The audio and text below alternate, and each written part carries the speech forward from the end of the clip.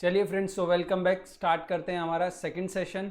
हमने पहले सेशन में कुछ कॉन्सेप्ट डिस्कस कर लिए हैं और अभी हम सेकंड सेशन में कुछ दूसरे कॉन्सेप्ट डिस्कस करते हैं। तो आ जाओ यहाँ पे। हमने अभी तक एक बार जो कॉन्सेप्ट डिस्कस किए हैं उनका एक बार फटाफट रिवीजन कर लेते हैं। तो सबसे पहला कॉन्सेप्ट जो हमने डिस्कस किया था वो था एंटिटी कॉन्सेप्ट। ये कॉन्सेप्ट दो चीज़ें बोलता है। एक कि the owner and business are two separate entities and their transaction should be recorded separately, यानी ओनर के ट्रांजैक्शन और बिजनेस के ट्रांजैक्शन दोनों को क्या करना है, हमें सेपरेटली रिकॉर्ड करना है। जब भी मैं आपको ये रिविजन्स करवा रहा हूं तो आपको मेरे साथ ये सारी चीजें बोल बोल के रिवाइज करनी है, ठीक है। दूसरा चीज ये कॉन्सेप्ट क्या बोलता है, दूसरा चीज ये कॉन्सेप्ट ये बोलता है कि based on this concept only the money provided by the owner to the business is a liability for the business which business has to repay someday in future. Yes और नो, इसकी कोई date decided नहीं है, but future में कभी ना कभी तो पे करना पड़ेगा। शायद जिस दिन बिजनेस बंद होगा उस दिन रिपे करना पड़ेगा, ठीक है। और इसी कॉन्सेप्ट की वजह से कैपिटल को हम लाइबिलिटी साइड दिखाते हैं बैलेंस शीट में। दूसरा कॉन्सेप्ट हमारा था मनी मेजरमेंट कॉन्सेप्ट। ये भी दो चीजें बोलता है। ये क्या कॉन्सेप्ट बोलता है, याद आता है, only the economic transaction should be recorded, यानी only those transactions which can be expressed in terms of money shall be recorded in the books of accounts. Further ये कॉन्सेप्ट ये भी बोलता है कि जो ट्रांजैक्शन नॉन मॉनिटरी है, चाहे वो कितने भी सिग्निफिकेंट हो यानी कितने भी इंपॉर्टेंट हो, उनको हमें बुक्स में रिकॉर्ड नहीं करना चाहिए। और दूसरा ये कॉन्सेप्ट ये बोलता है कि the transaction should be recorded in the ruling currency, यानी उस करेंसी में रिकॉर्ड करो जिस करेंसी में आपका, जिस कंट्री में आपका बिजनेस लोकेटेड है। रूलिंग करेंसी का मतलब currency of a country in which the business is located, यानी अगर बिजनेस इंडिया में है तो आपको सारे ट्रांजेक्शन किस में रिकॉर्ड करने पड़ेंगे, रुपी के टर्म्स में। अगर आपका business United states of America में है तो आपको किस में रिकॉर्ड करने पड़ेंगे, यूएसडी यानी यूनाइटेड स्टेट्स के डॉलर में, यानी अमेरिकन डॉलर्स में रिकॉर्ड करने पड़ेंगे। अगर आपका बिजनेस ऑस्ट्रेलिया में है तो आपको किस में रिकॉर्ड करना पड़ेगा, ऑस्ट्रेलियन डॉलर्स में। अमेरिकन डॉलर और ऑस्ट्रेलियन डॉलर में बहुत फर्क है, दोनों का रेट अलग अलग होता है। उसके बाद ये कॉन्सेप्ट हमें ये बोलता है कि इस कॉन्सेप्ट में कुछ कमियां हैं, बट इससे बढ़िया कॉन्सेप्ट हमारे पास फिलहाल नहीं है, इसलिए सब अकाउंटेंट ये एग्री करते हैं कि इसमें कमियां होने के बावजूद भी हम लोग यही कॉन्सेप्ट फॉलो करेंगे। उसके बाद हमारे पास कॉन्सेप्ट आता है, वो आता है पीरियोडिसिटी कॉन्सेप्ट। पीरियोडिसिटी कॉन्सेप्ट क्या बोलता है, तो पीरियोडिसिटी कॉन्सेप्ट ये हमें बोलता है कि the life of A business is indefinite and it is not viable, it is not feasible कि हम life of A business and होने का वेट करें और बिजनेस एक बार खत्म हो जाए, एंड हो जाए, उसके बाद हम लोग उसका अकाउंटिंग ट्रीटमेंट करें या फिर उसकी अकाउंटिंग करें, ये फिजिबल नहीं है। इसीलिए the indefinite life of A business should be divided into smaller units and eight the end of each unit we should prepare the accounts and we should calculate the financial performance and position of the business। उसके बाद आगे बढ़ते हैं कि ये concept बोलता है कि द स्मॉलर यूनिट्स जो हैं, ठीक है, जो स्मॉलर यूनिट्स हैं, स्मॉलर पीरियड्स हैं, वो smaller period the life of business should be divided into smaller periods, और वो स्मॉलर पीरियड एनुअल भी हो सकता है, हाफ ईयरली भी हो सकता है, मंथली भी हो सकता है, क्वार्टरली भी हो सकता है। आपको जो रखना रखो, और at the end of each quarter, at the end of each half yearly और at the end of each year आप अपने प्रॉफिट लॉस बनाओ और फाइनेंशियल परफॉर्मेंस और पोजीशन बताओ। उसके बाद अक्रूवल कॉन्सेप्ट, और इसमें हम लोग ने बोला कि there can be a two types of accounting. कितनी टाइप की अकाउंटिंग हो सकती है यहाँ पे, तो there can be a two types of accounting. कहाँ पे गया, हाँ ये रहा। There can be two types of accounting, एक अक्रूवल बेस्ड अकाउंटिंग होती है और एक कैश बेसिस ऑफ अकाउंटिंग होता है। तो अक्रूवल बेसिस में बोलते हैं कि इनकम और एक्सपेंस को हमें कब रिकॉर्ड करना चाहिए, हमें तब उनको तब रिकॉर्ड करना चाहिए जब हमने उनको अर्न या इनकर कर लिया है, ना कि उस पीरियड में जब हमने उनको रिसीव या पे किया है। वेरेज कैश बेसिस बोलता है कि इनकम और एक्सपेंस को हमें तब रिकॉर्ड करना चाहिए जब हमने उसे रिसीव और पे कर दिया हो, ना कि जब हमने उनको अर्न और इनकर किया हो। जो अक्रूवल बेसिस है उसी पे कौन सा बेस्ड है, mercantile basis of accounting base है। इस पे मैंने बहुत सारे एग्जांपल भी आपको दिए थे। उसके बाद हम लोग नेक्स्ट कॉन्सेप्ट पे बढ़े थे, और नेक्स्ट कॉन्सेप्ट हमारा था मैचिंग कॉन्सेप्ट, या फिर मैचिंग रेवेन्यू कॉन्सेप्ट भी इसे बोला जाता है। ये कॉन्सेप्ट ये बोलता है कि the income of particular period shall be compared only with the expenses of that period, यानी इनकम को मुझे सिर्फ और सिर्फ उसी पीरियड की एक्सपेंस के साथ कंपेयर करना है प्रॉफिट और लॉस निकालने के लिए। और इसी की वजह से जब प्रीपेड एक्सपेंस हैं, आउटस्टैंडिंग एक्सपेंस हैं, या फिर प्रीपेड इनकम्स हैं या आउटस्टैंडिंग इनकम्स हैं, उनका ट्रीटमेंट मैं पीएनएल में करता हूं। समझ में आता है कि नहीं आता है। नेक्स्ट कॉन्सेप्ट हमारा कौन सा था, कॉस्ट कॉन्सेप्ट। ये तीन चीजें बोलता था। पहला, all the asset should be recorded at a historical cost, यानी जिस कॉस्ट पे हमने परचेस किया था, अक्वायर किया था एसेट को, उसी कॉस्ट पे आपको रिकॉर्ड करना चाहिए, ना कि उसकी मार्केट वैल्यू पे। इसका रीजन ये है कि भाई आप एसेट को बेचने के लिए नहीं खरीदते हो, आप उससे प्रोडक्शन करने के लिए एसेट को खरीदते हो, इसलिए आपको एसेट को किस पे रिकॉर्ड करना चाहिए, उसकी मार्केट वैल्यू पे नहीं रिकॉर्ड करना चाहिए, उसको आपको उसकी हिस्टोरिकल कॉस्ट पे रिकॉर्ड करना चाहिए। दूसरी चीज ये कॉन्सेप्ट ये बोलता था कि all the the cost incurred till the asset is put to use, यानी असेट को put to use, ready to use करने से पहले के जितने भी खर्चे हैं वो सारे खर्चे हमें कॉस्ट में ऐड कर देने चाहिए। और तीसरी चीज ये कॉन्सेप्ट ये बोलता था कि एक बार असेट रेडी टू यूज हो गया उसके बाद के सारे खर्चों को हमें असेट में ऐड नहीं करना चाहिए, असेट की कॉस्ट में ऐड नहीं करना चाहिए। लेकिन अगर कोई असेट हमको, कोई एक्सपेंस हमको जो असेट से इकोनॉमिक बेनिफिट होने वाले हैं उनको बढ़ा दे तो वो सारे के सारे हमें क्या कर देने चाहिए, वो सारे के सारे एक्सपेंस हमें असेट की कॉस्ट में ऐड कर देने चाहिए।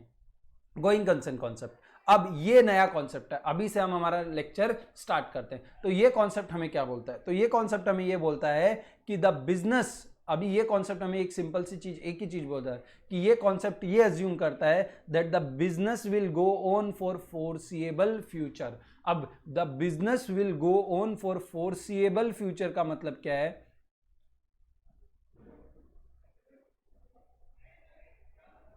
फोरसीएबल फ्यूचर, इस वर्ड का मतलब क्या है, तो फोरसीएबल फ्यूचर का मतलब ये है कि the business will go on for foreseeable future का मतलब ये है कि भाई आपका बिजनेस अनंत काल तक नहीं, बट जितना फ्यूचर आप देख सकते हो उतने समय तक आपका बिजनेस चलते रहेगा। आप ये अज्यूम करते हो और फिर आप अपने बिजनेस की क्या करते हो, अकाउंटिंग करते हो, फिर आप अपने बिजनेस की क्या करते हो, अकाउंटिंग करते हो। यानी जब आप अकाउंट्स बना रहे हो तो आपको ये मान के चलना है कि आपका बिजनेस नियर फ्यूचर में बंद नहीं होगा। अब इस कॉन्सेप्ट का क्या कहना है, मतलब देखो there can be two things, one you assume कि your business will go on for foreseeable future, यानी आगे आने वाले समय तक आपका बिजनेस चलते रहेगा, और दूसरी चीज आप ये अज्यूम करते हैं कि your business will shut down in near future. तो जब आप ये सोचते हो कि आपका बिजनेस शट डाउन हो जाएगा तो इससे, या फिर आप ये सोचते हो कि आपका बिजनेस चलते रहेगा, तो इन दोनों चीजों से फर्क क्या पड़ता है। तो जब आप बिजनेस में ये सोचते हो ना कि आपका बिजनेस क्या हो जाएगा, शट डाउन हो जाएगा, यानी आपका बिजनेस बंद हो जाएगा, यानी कहने से आप ये सोच रहे हो कि आने वाले समय में मेरा बिजनेस बंद हो जाएगा, तो कहने से जब आपका बिजनेस आप ये सोच रहे हो शट डाउन हो जाएगा, तो कहने से आपका बिजनेस जब शट डाउन होगा तो आप अपने एसेट्स को क्या करोगे, सेल करोगे, और कहने से जब आप अपने एसेट सेल करोगे तो आप उनको कॉस्ट पे नहीं वैल्यू करोगे, हिस्टोरिकल कॉस्ट पे नहीं वैल्यू करोगे, क्या करोगे, मार्केट वैल्यू पे वैल्यू करोगे। वेरेज जब आप ये सोचते हो कि आपका बिजनेस चलते रहेगा, यानी आप ये अज्यूम कर रहे हो कि your business will go on, so that means you are not going to shut down your business and you are not going to sell off your assets will not be sold, rather these assets will be used in a production। तो आप इन assets को market value पे value नहीं करोगे, आप इसको किस पे वैल्यू करोगे, हिस्टोरिकल कॉस्ट पे वैल्यू करोगे।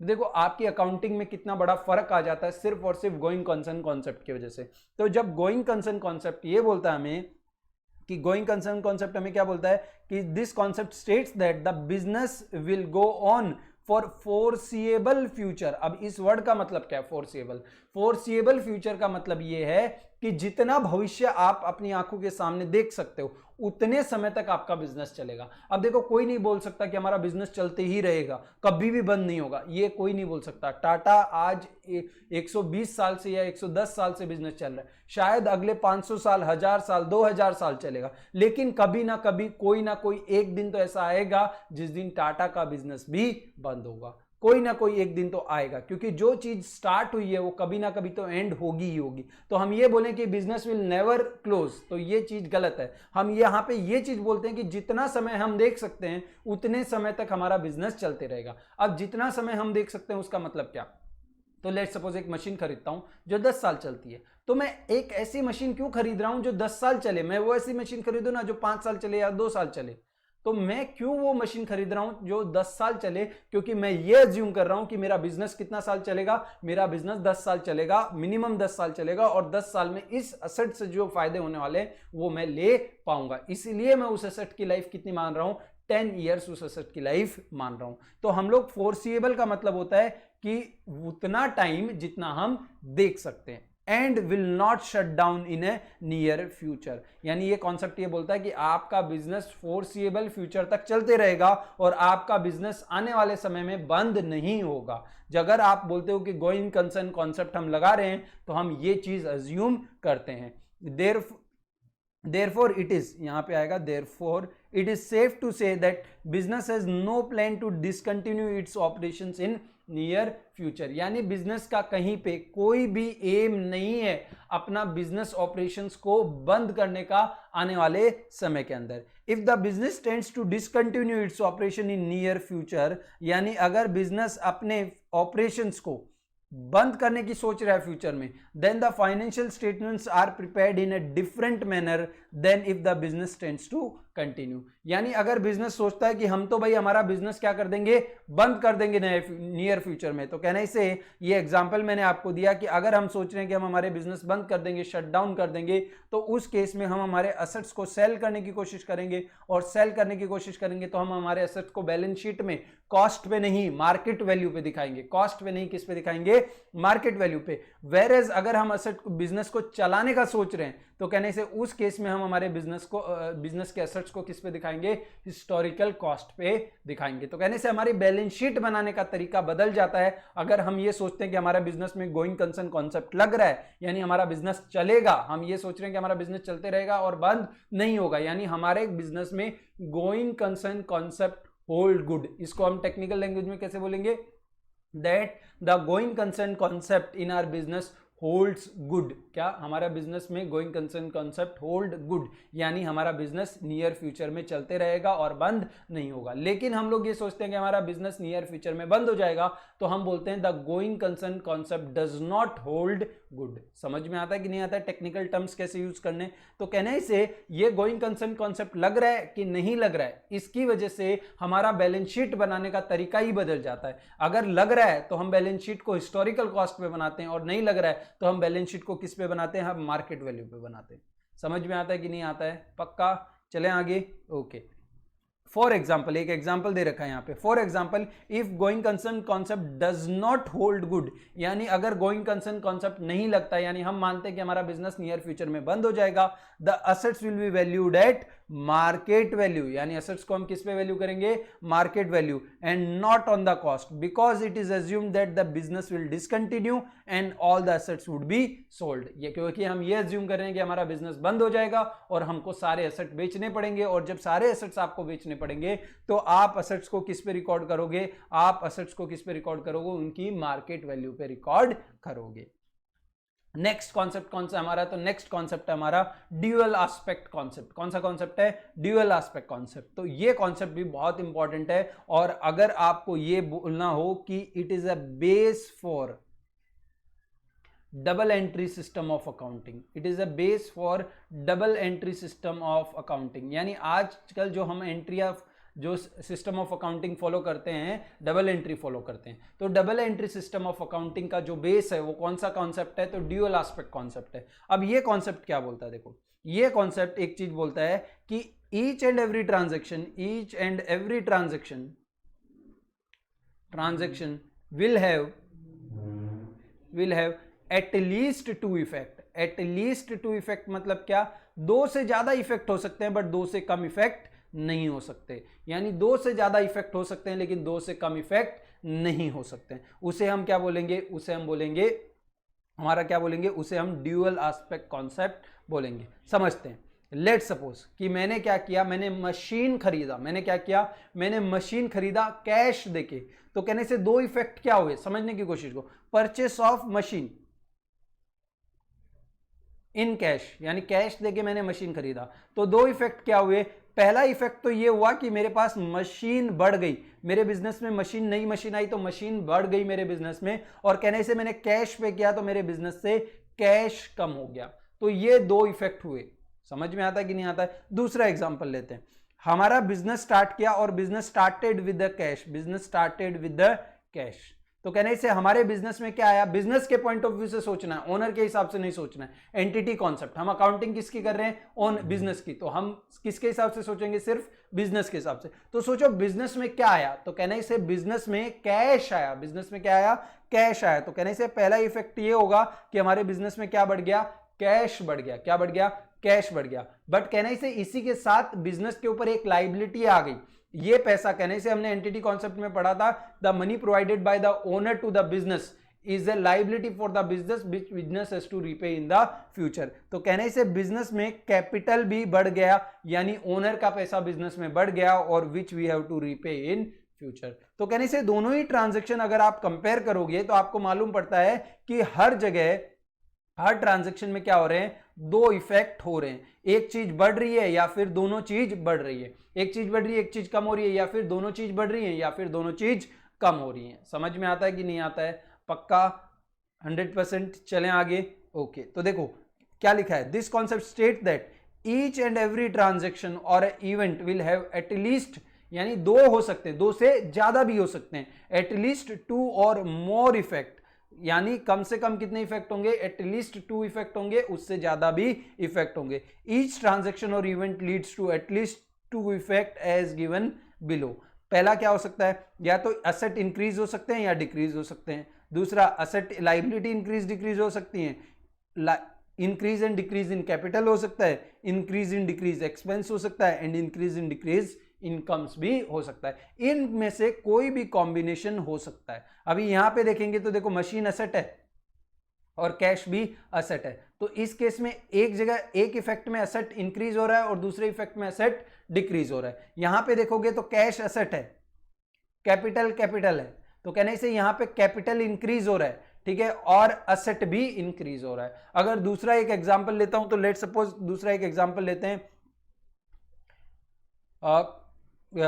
कोई भी एग्जांपल ले लो, let suppose sold goods for cash, sold goods for cash.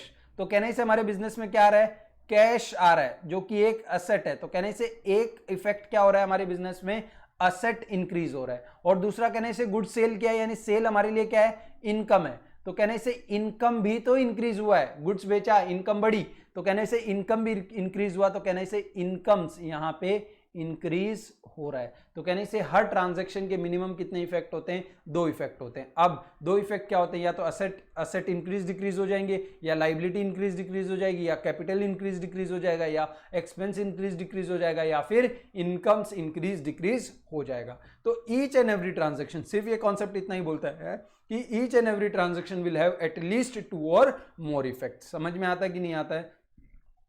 पक्का।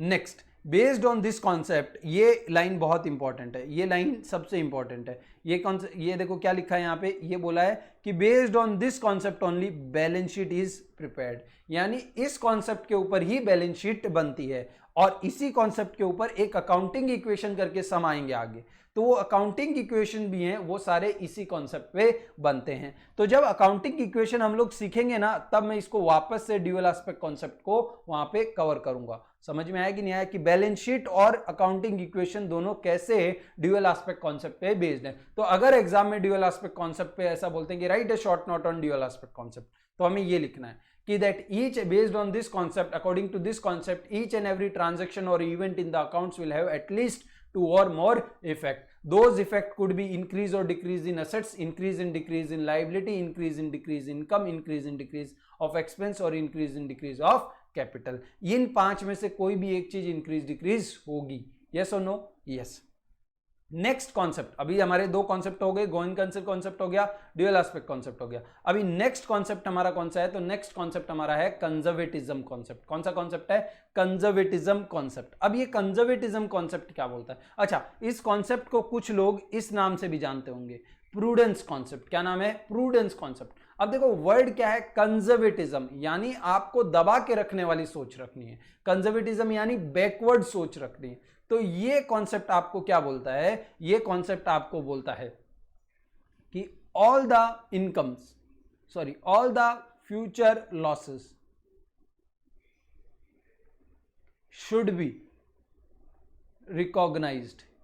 रिकॉग्नाइज्ड वर्ड का मतलब क्या है, रिकॉर्डेड, शुड बी रिकॉर्डेड, यानी फ्यूचर में जो लॉस होने वाले हैं उनको आप फ्यूचर में उनका होने का इंतजार मत करो, आज ही आप उनको क्या कर लो, रिकॉर्ड कर लो। यानी लेट सपोज कि हम क्या करते हैं, बेसिकली एक दवा बेचते हैं जिससे क्या होते हैं कि बाल आ जाते हैं, ठीक है, हमने एक दवा बेची जिससे क्या होते हैं, बाल आ जाते हैं। अब किसी कस्टमर ने उस दवा को खरीदा, ठीक है, उसने अपने बालों में वो दवा लगाई ये सोच के कि जितने मेरे बाल हैं उससे डबल हो जाएंगे, यानी मेरे बाल बढ़ेंगे। अब इंस्टेड ऑफ दैट जो बाल थे वो भी झड़ गए उसके, और उस कस्टमर ने क्या कर दिया, उस कस्टमर ने हम पे केस कर दिया कोर्ट के अंदर। क्या कर दिया सॉरी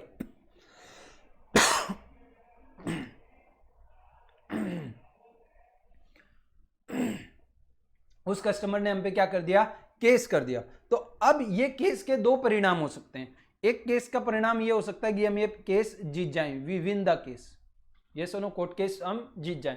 दूसरा केस हो सकता है कि वी लूज द केस, यानी वी लूज द केस यानी हम केस में हार जाए। और अगर हम केस में हारे तो हमें उस कस्टमर को 5 करोड़ रुपए पे करने पड़ सकते हैं। कोर्ट बोल सकता है कि इसको डैमेजेस पे करो, आपको 5 करोड़ रुपए इस कस्टमर को देना पड़ सकता है। तो कहने से अगर ये वाला सिचुएशन होता है तो हमें फ्यूचर में क्या हो सकता है, फ्यूचर में हमें क्या हो सकता है, लॉसेस हो सकता है। फ्यूचर में हमें क्या हो सकता है, लॉसेस हो सकता है। तो अब फ्यूचर में हमें 5 करोड़ का लॉस हो सकता है। तो अब ये हो गया कि बाकी है, कहने से अभी तक कुछ हुआ नहीं है, अभी तो कोर्ट में केस चल रहा है, अभी तो साल 2 साल लगेगा इस केस को खत्म होने में, और कहने से जब जजमेंट आएगा तब हमें 5 करोड़ रुपया देना है। बट ये कॉन्सेप्ट बोलता है कि आपको कंजर्वेटिव रहना है, यानी आपको अपनी सोच को सीमित रखना है और आपको ये मान के चलना है कि भाई क्या पता ये फ्यूचर के जो लॉसेस हैं वो हो ही जाएं, तो इनका होने का इंतजार मत करो, यानी जजमेंट आए उस दिन का इंतजार मत करो, आज ही आप इनको लॉस मान के आप इनको क्या कर लो, रिकॉर्ड कर लो। ऐसा मान लो कि ये लॉसेस हो गए, यानी you book this losses today itself. समझ में आता है कि नहीं आता है कि फ्यूचर के लॉसेस को आप आज ही क्या कर लो, बुक कर लो। फ्यूचर के लॉसेस को आप आज ही क्या कर लो, बुक कर लो। दूसरी चीज, ये तो एक चीज बोलता है कॉन्सेप्ट, दूसरी एक चीज और बोलता है, all the future gains, all the future gains, यानी फ्यूचर में अगर आपको कोई गेन होने वाला है, फ्यूचर में आपको क्या होने वाला है, कोई गेन होने वाला है, then that should be ignored, यानी उसको हमें इग्नोर करना चाहिए until it is realised, until it is realised. यानी फ्यूचर में जो हमें गेन होने वाले, लेट सपोज कि हम लोग क्या करते हैं, हम लोग ने एक आईफोन बना, लेट सपोज हमने एक फोन बनाया, एप्पल कंपनी जो है उसने एक आईफोन का डिजाइन बनाया, अभी तक आईफोन बना नहीं है, लेट सपोज डिजाइन बनाया एप्पल ने आईफोन 12 का, आईफोन 12 का उन्होंने क्या कर लिया, डिजाइन बनाया।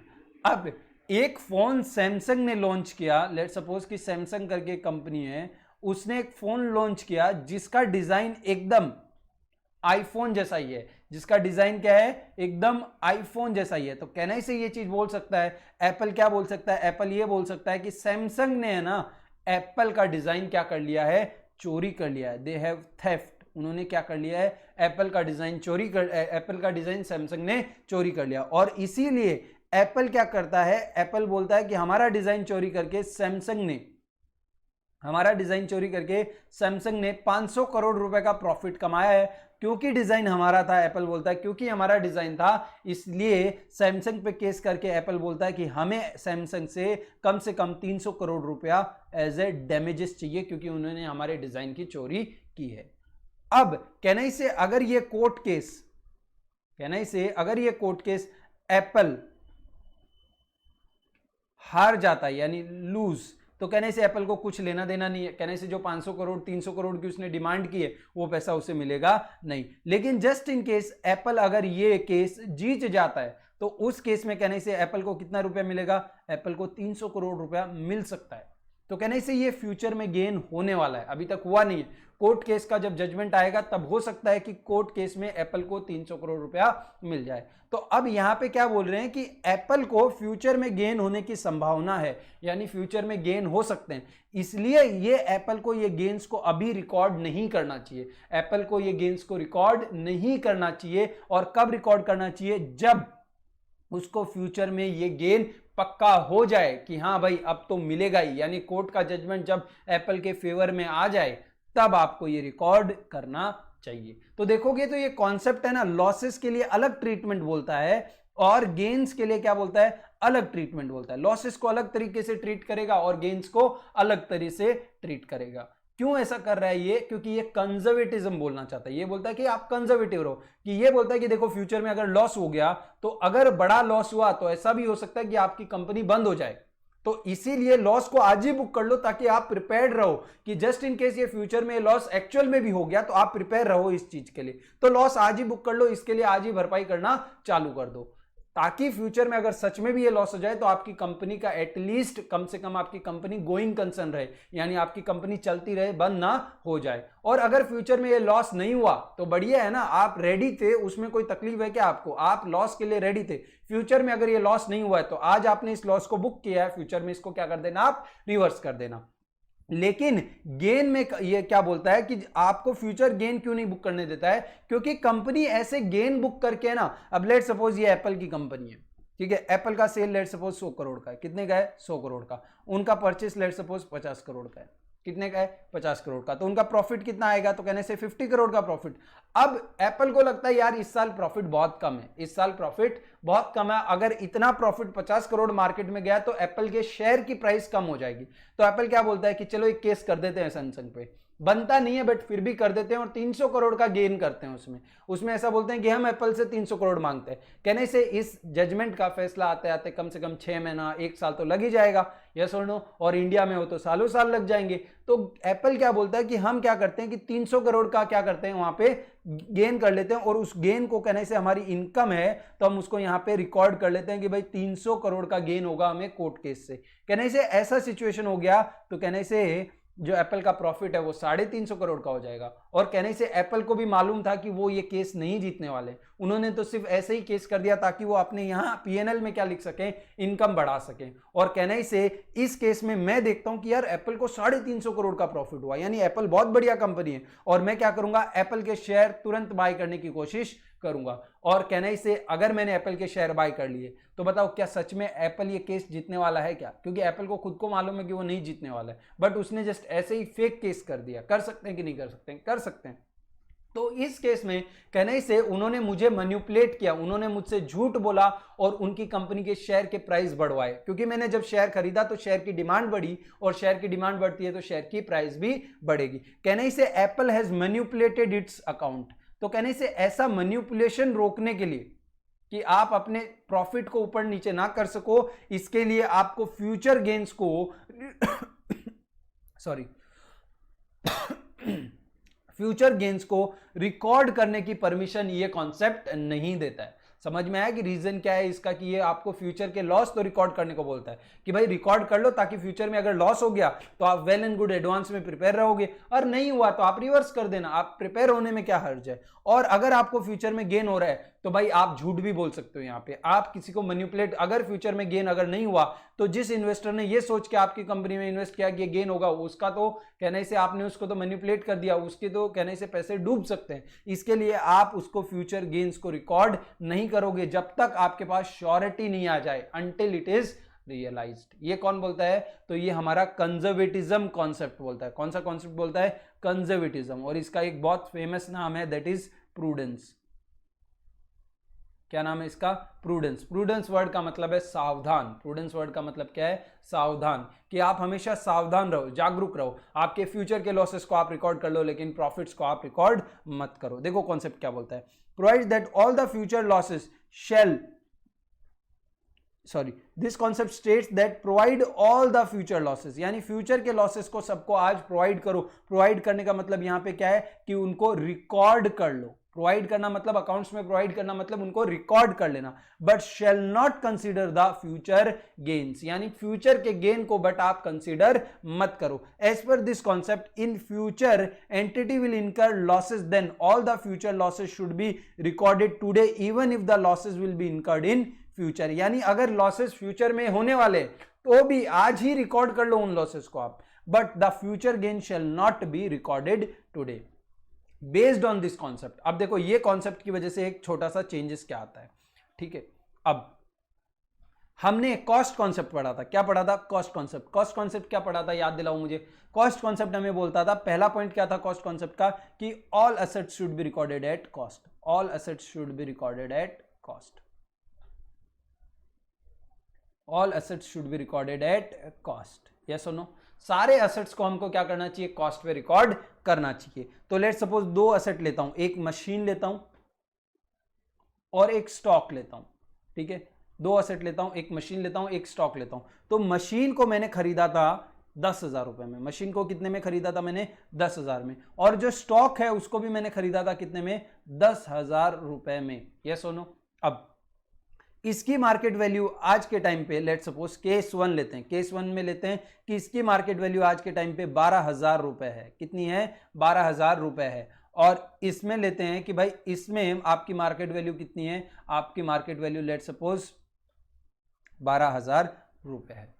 अब दोनों ही केस में बताओ, इस केस में आपका मशीन जो है कॉस्ट कॉन्सेप्ट के हिसाब से, कॉस्ट कॉन्सेप्ट के हिसाब से बताओ, आपका कॉस्ट कॉन्सेप्ट के हिसाब से आपकी मशीन की बैलेंस शीट में वैल्यू क्या होनी चाहिए? क्या वैल्यू होनी चाहिए? कहने से कॉस्ट कॉन्सेप्ट बोलता है कि हमें मार्केट वैल्यू नहीं देखनी है। क्यों नहीं देखनी है?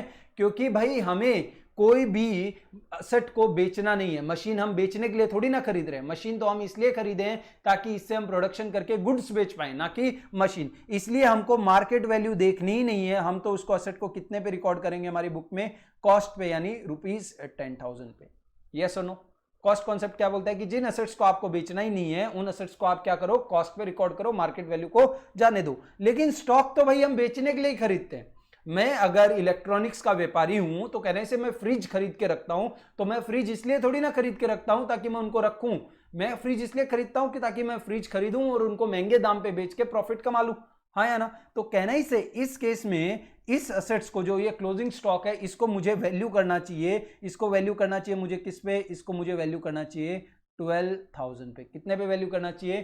12,000 पे। कितने पे वैल्यू करना चाहिए? 12,000 पे। लेकिन यहां पे प्रूडेंस कॉन्सेप्ट वापस बीच में आ जाएगा। कॉस्ट कॉन्सेप्ट के हिसाब से तो मुझे इसको किस पे वैल्यू कर लेना चाहिए? इसको मुझे वैल्यू कर लेना चाहिए किस पे? 12,000 पे। लेकिन प्रूडेंस कॉन्सेप्ट ये आके बोलता है कि भाई ये जो फ्रिज है, जो 10,000 में खरीदा था तुमने, और जिसकी आज मार्केट वैल्यू कितनी है? 12,000 है। एक बात बताओ कि ये क्या तुमने फ्रिज बेच दिया है क्या अभी तक? तो मैं बोलता नहीं, अभी तक नहीं बेचा, ये क्लोजिंग स्टॉक में पड़ा है, मतलब अभी तक बिका नहीं है। मैं बोला फ्यूचर में बिकेगा और फ्यूचर में मुझे 2,000 का गेन होगा। तो प्रूडेंस कॉन्सेप्ट बोलता है, कंजर्वेटिज्म कॉन्सेप्ट बोलता है कि भाई फ्यूचर के गेन को आपको रिकॉर्ड नहीं करना है, फ्यूचर के गेन को आपको कंसीडर नहीं करना है। You don't have to consider the future gain, यानी फ्यूचर के गेन को आप कंसीडर नहीं करोगे। इसलिए आपको ये इसको 12,000 पे नहीं रिकॉर्ड करना है, आपको किस पे रिकॉर्ड करना पड़ेगा? इसको कॉस्ट पे रिकॉर्ड करना पड़ेगा। किस पे रिकॉर्ड करना पड़ेगा? कॉस्ट पे, क्योंकि 2,000 का फायदा अभी तक आपको हुआ नहीं है।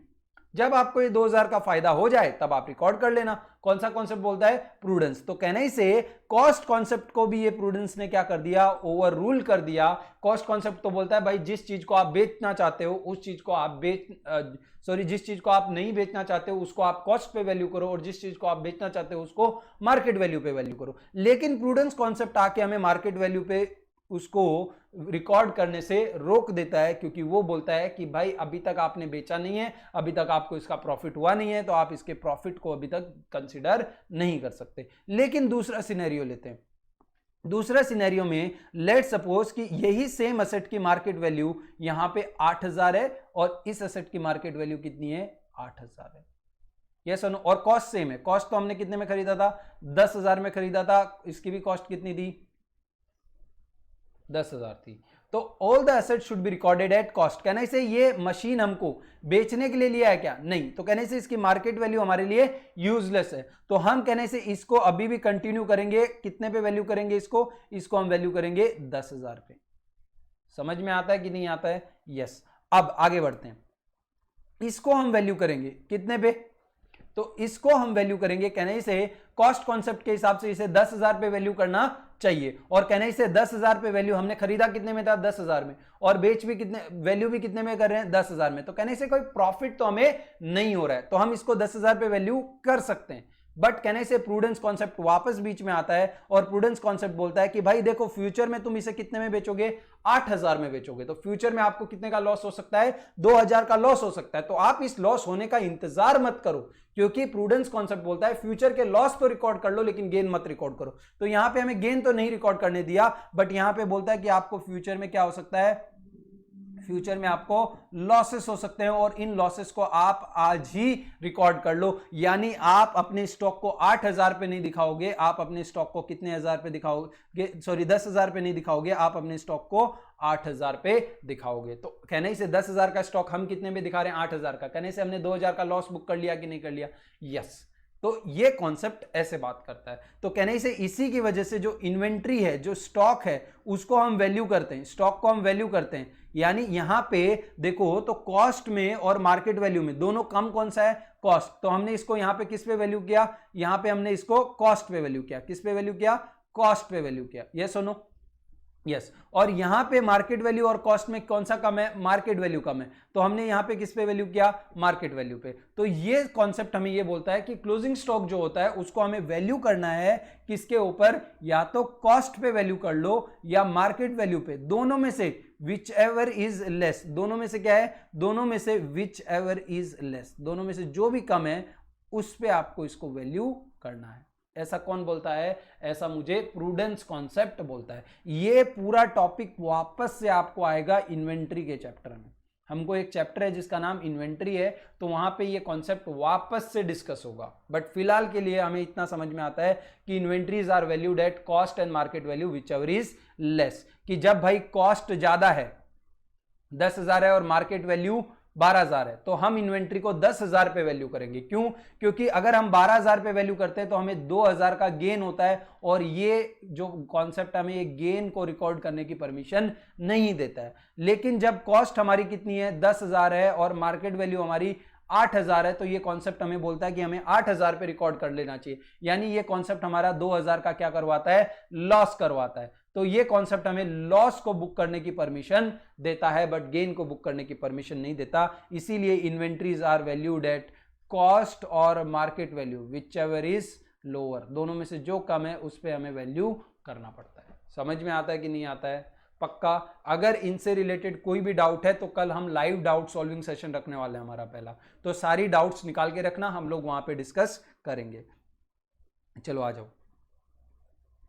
देखो दिस क्या बोला है यहां पे? Based on this concept only the inventory, inventory मतलब स्टॉक होता है, inventory is valued at cost और market value whichever is less. दोनों में से जो कॉन्सेप्ट जो कम है उस पे वैल्यू करते हैं। क्यों? क्योंकि प्रूडेंस कॉन्सेप्ट की वजह से, कि जब कॉस्ट से ज्यादा मार्केट वैल्यू है यानी गेन है, तो गेन तो बुक करने देगा नहीं, तो बोलता है मार्केट वैल्यू ज्यादा है तो कॉस्ट पे ही बुक करो, कॉस्ट कम है विच एवर इज लेस। और अगर मार्केट वैल्यू कम है तो बोलता है कि मार्केट वैल्यू पे कम वैल्यू करो। तो कहने से 10,000 का स्टॉक है, मार्केट वैल्यू 8,000 है, तो हमें बोलता है 8,000 पे वैल्यू करो। हम बोलते हैं 2,000 का लॉस हो गया, बोलता है चलेगा, फ्यूचर में होगा ये लॉस, जब बेचोगे ना तब ये लॉस होगा, बट बुक इसको आज ही कर लो। समझ में आता है कि नहीं आता है? नेक्स्ट कॉन्सेप्ट हमारा कौन सा है? नेक्स्ट कॉन्सेप्ट हमारा एंटिटी कंसिस्टेंसी कॉन्सेप्ट है। अब ये कंसिस्टेंसी कॉन्सेप्ट बहुत सिंपल है। ये बोलता है कि all the accounting policies, all the accounting policies, accounting policy का मतलब क्या होता है? तो जहां पे अकाउंट्स में आपको चॉइस मिले उसे हम बोल सकते हैं रफ लैंग्वेज में। ऐसे तो अकाउंटिंग पॉलिसी की डेफिनेशन बहुत लंबी चौड़ी है, आपको बहुत डिटेल में दी जाती है, बट अभी वो सीए इंटर के अंदर आएगी। अभी फिलहाल के लिए अकाउंटिंग पॉलिसी का मतलब है चॉइस इन अकाउंट्स। तो जहां पे हमें अकाउंट्स में चॉइस मिलती है वो हमारे लिए अकाउंटिंग पॉलिसी है। जैसे कि हम एसएलएम मेथड यूज करें कि डब्ल्यूडीवी मेथड यूज करें, ये वैसे तो अकाउंटिंग एस्टिमेट है, बट आप समझ सकते हो कि इसको अकाउंटिंग पॉलिसी, ठीक है। हम हमारे असेट्स को कॉस्ट पे वैल्यू करें कि मार्केट वैल्यू पे वैल्यू करें, हम हमारी इन्वेंट्री को कॉस्ट पे वैल्यू करें कि मार्केट वैल्यू पे वैल्यू करें, ये सब क्या है? हमें चॉइस मिल रही है। क्या मिल रही है? चॉइस मिल रही है। तो ये चॉइसेस को आप क्या बोलोगे? Accounting policies. क्या बोलोगे आप? Accounting policy. तो ये कॉन्सेप्ट बोलता है कि सारी अकाउंटिंग पॉलिसी जो है शैल बी फॉलोड, यानी उन्हें हमें क्या करना चाहिए? फॉलो करना चाहिए on consistent basis, on consistent basis. अब इसका मतलब क्या है भाई? Consistent basis. तो कंसिस्टेंट बेसिस का मतलब ये होता है कि भाई आपको कंसिस्टेंटली उनको फॉलो करना है। यानी लेट सपोज कि मेरा ईयर 1 में मैं मेरी इन्वेंट्री को वैल्यू करता था। लेट सपोज कि हम लोग अभी ये प्रूडेंस कॉन्सेप्ट क्या बोलता है उस पर नहीं जाते हैं। अभी लेट सपोज कि मैंने ईयर 1 में मेरी इन्वेंट्री को किस पे वैल्यू किया?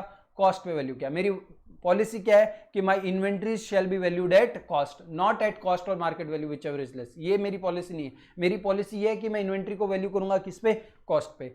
ईयर 2 में मैं मेरी इन्वेंट्री को किस पे वैल्यू करना चाहिए? कॉस्ट पे ही वैल्यू करना चाहिए। ईयर 3 में भी मैं क्या करना चाहिए? कॉस्ट पे वैल्यू करना चाहिए। यानी मैं ईयर 4 में चाह के ऐसा नहीं कर सकता कि अब मैं मार्केट वैल्यू पे वैल्यू करूंगा।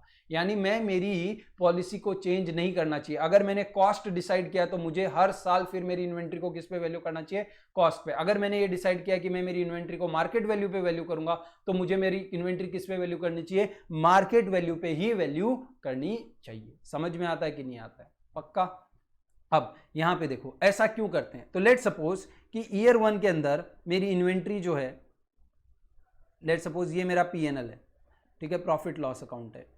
ये मेरा ईयर 1 का पीएनएल है जहां पे मेरी सेल्स लेट सपोज 100 रुपीज है, ठीक है, मेरा परचेस लेट सपोज 80 रुपीज है और मेरा क्लोजिंग स्टॉक है।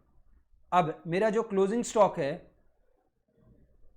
उसमें मेरी कॉस्ट जो है वो कॉस्ट मेरी लेट सपोज 40 रुपीज है और मार्केट वैल्यू जो है वो मेरी 50 रुपीज है। कितनी है? 50 रुपीज। तो लेट सपोज मेरी पॉलिसी क्या है कि मैं कॉस्ट पे वैल्यू करता हूं। मेरी पॉलिसी क्या है? कॉस्ट पे। तो मैंने ईयर 1 में इसको कॉस्ट पे वैल्यू करके मेरा क्लोजिंग स्टॉक कितना रखूंगा यहाँ पे 40। तो मेरा ग्रॉस प्रॉफिट कितना आएगा? मेरा ग्रॉस प्रॉफिट आएगा 140 माइनस 80 कितना हो जाता है? 60 रुपीज। मेरा प्रॉफिट कितना आता है? 60। अब लेट सपोज ईयर 4 की बात करता हूं। ईयर 4 का पीएनएल बनाते हैं और लेट सपोज ईयर 4 में भी सारी चीजें सेम रहती हैं। अब परचेस कितना है मेरा 80 और सेल कितना है मेरा 100 और कहने से क्लोजिंग स्टॉक कहने से उसकी कॉस्ट कितनी है 40 और मार्केट वैल्यू कितनी है 50।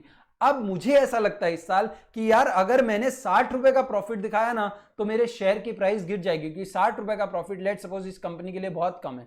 तो ये कंपनी चाहती है कि अपना प्रॉफिट बढ़ा दे। तो ये कंपनी अब क्या करेगी ना, अपनी पॉलिसी चेंज करके बोलेगी कि हमारा क्लोजिंग स्टॉक कितना है 50 रुपीज का है और कहने से अब 50 रुपीज का क्लोजिंग स्टॉक हो गया तो मेरा ग्रॉस प्रॉफिट कितना हो जाएगा 70 रुपीज। कहने से मेरा प्रॉफिट बढ़ गया कि नहीं बढ़ गया? तो कहने से जिस साल मुझे प्रॉफिट कम दिखाना होगा उस साल मैं कॉस्ट पे वैल्यू करूंगा और जिस साल मुझे मेरा प्रॉफिट दिखाना ज्यादा दिखाना होगा उस साल मैं किस पे वैल्यू कर रहा हूं? मेरे क्लोजिंग स्टॉक को, उसको मैं मार्केट वैल्यू पे वैल्यू कर रहा हूं। कहने से दोनों ही केस में मैं अकाउंट्स को मैनिपुलेट कर रहा हूं। कहने से इस सिचुएशन में और इस सिचुएशन में फर्क है क्या? कहने से बिजनेस तो दोनों सेम है, sale same, purchase same, closing stock भी उतना ही है, बस एक को कॉस्ट पे वैल्यू किया और दूसरे को मार्केट वैल्यू पे, मार्केट की वैल्यू पे वैल्यू किया। लेकिन देखता हूं तो मुझे लगता है ईयर 4 में कंपनी ने अच्छा परफॉर्म किया है और ईयर 1 में कंपनी ने खराब परफॉर्म किया है।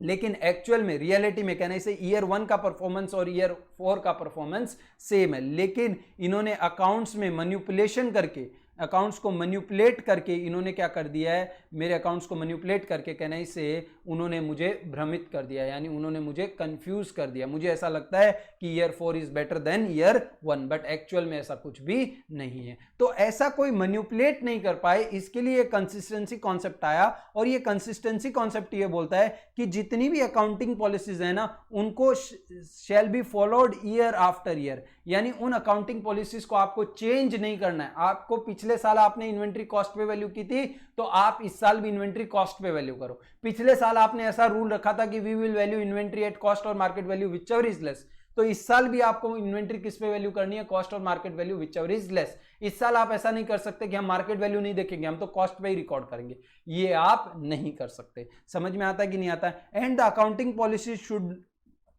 Should be change only in exceptional situation, यानी कुछ ऐसी सिचुएशंस हैं जहां पे आपको अलाउड है कि आप अकाउंटिंग पॉलिसी चेंज कर सकते हो, तभी आपको अपनी अकाउंटिंग पॉलिसी चेंज करनी है उन सिचुएशंस के अंदर। अदरवाइज आपको अकाउंटिंग पॉलिसी सेम रखनी है और आपको सारी accounting policies year after year follow करते रहना है। अब ये अकाउंटिंग पॉलिसीज आप कब चेंज कर सकते हो? अब ये अकाउंटिंग पॉलिसीज आप कब चेंज कर सकते हो? तो देखो, पहला, accounting policies can be change in following cases.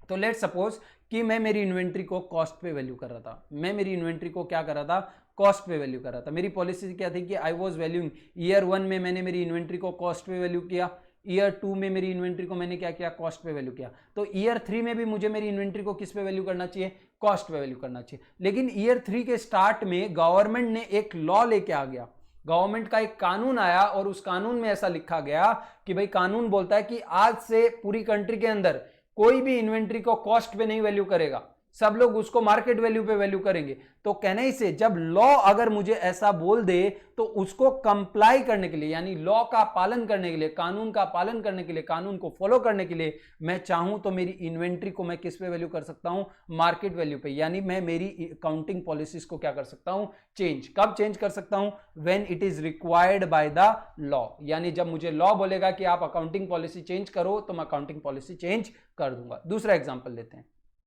Let suppose कि दो कंपनी, ये एग्जांपल हमने पहले भी लिया है, ठीक है।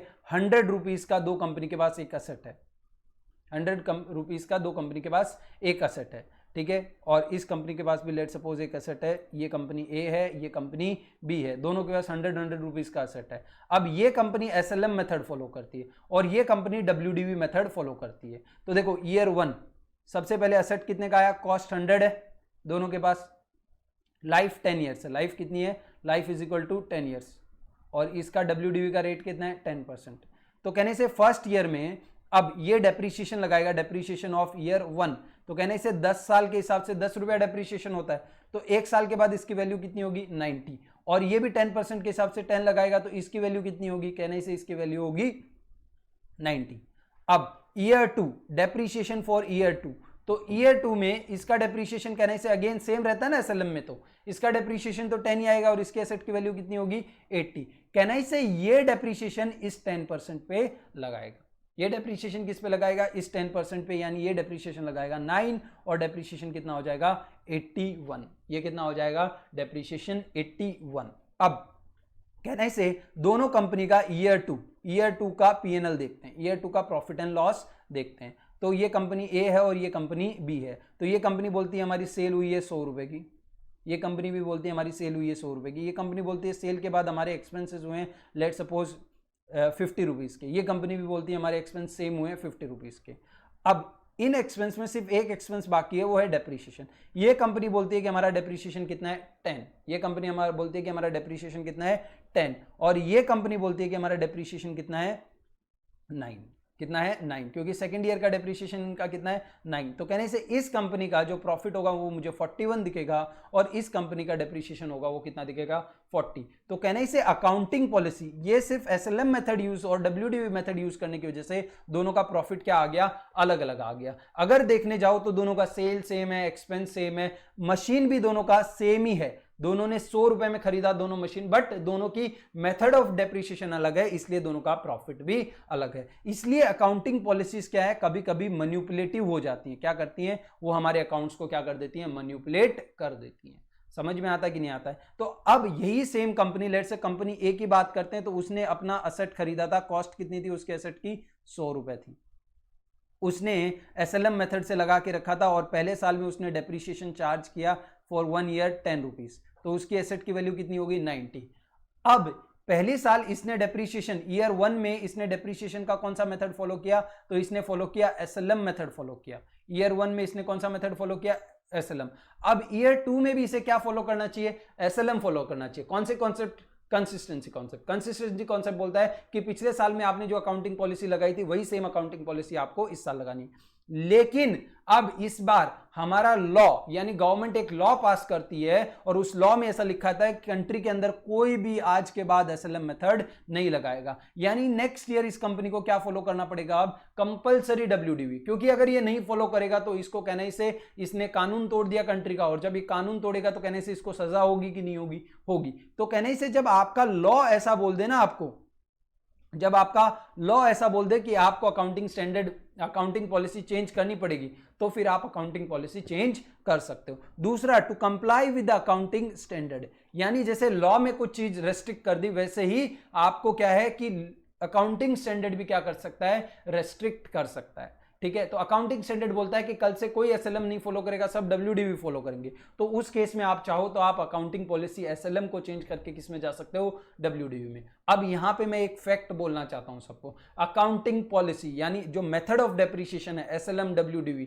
इट डज नॉट, पहले क्या था कि पहले इसको अकाउंटिंग पॉलिसी बोला जाता था, अब ये अकाउंटिंग पॉलिसी नहीं रहा। जब से अकाउंटिंग स्टैंडर्ड 10 आया है, रिवाइज्ड अकाउंटिंग स्टैंडर्ड 10 आया है, तब से इसको अकाउंटिंग पॉलिसी नहीं, अब इसको हम अकाउंटिंग एस्टिमेट बोलते हैं। क्या बोलते हैं? Accounting estimate. यानी change in method of depreciation is not a change in accounting policy but it is a change in accounting estimate. अब मेरे को मालूम है कि जब मैं ये बोल रहा हूं आपको कुछ भी समझ में नहीं आ रहा है, बट आप ये चीज जब भी आपको ऐसा पूछा जाए give examples of accounting policy, तो never give method of depreciation.